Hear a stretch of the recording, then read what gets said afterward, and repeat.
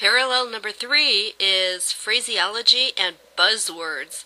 Although the Watchtower didn't really begin until 1879, these terms were already common among Second Adventist Millerites since the 1940s.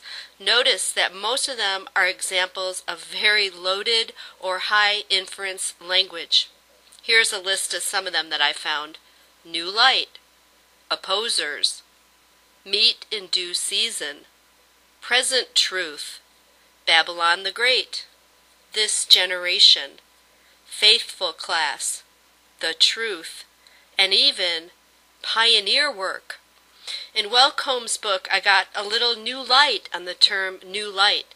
It was very interesting to learn that the phrase new light was originally a pejorative term used by the clergy to describe the Millerites' novel doctrines, along with the term new theology.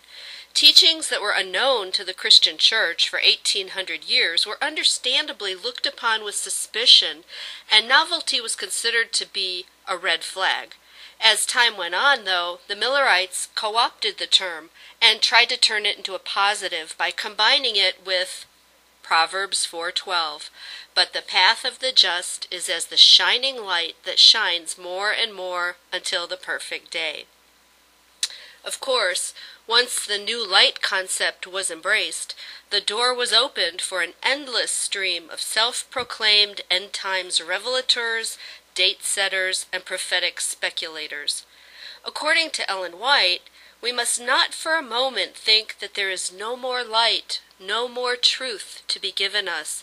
We are in danger of becoming careless by our indifference, losing the sanctifying power of truth, and composing ourselves with the thought, I am rich and increased with goods, and have need of nothing. While we must hold fast to the truths which we have already received, we must not look with suspicion upon any new light that God may send. Notice how she distorts a verse from Revelation in a very Russell-esque way to imply that one must not close themselves off to her new light, as though that verse in Revelation is anything about her. Notice the mildly threatening lingo, danger, losing the sanctifying power, and as to looking with suspicion on new light, why shouldn't we? Actually, it is biblical to look with suspicion on claims of ongoing revelation.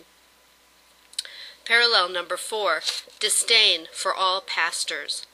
The earliest Millerites never envisioned leaving their own churches.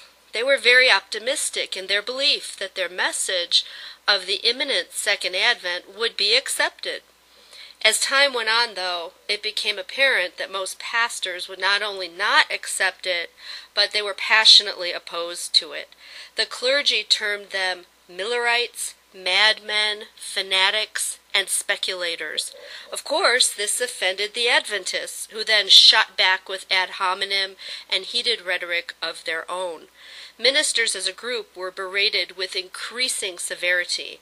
The Second Adventists believed their message was clearly biblical, so explanations had to be given as to why church leaders would not accept it. Some of the reasons they gave was that the clergy as a class were at ease in Zion, meaning they only cared about their own comfort, not wanting to face the hardships associated with sounding the midnight cry. They suggested that pastors were only into their own power and prestige. The Adventists said their teachings were striking a deadly blow at the worldly, ambitious schemes of many who were getting above the position appointed them by their divine Maker.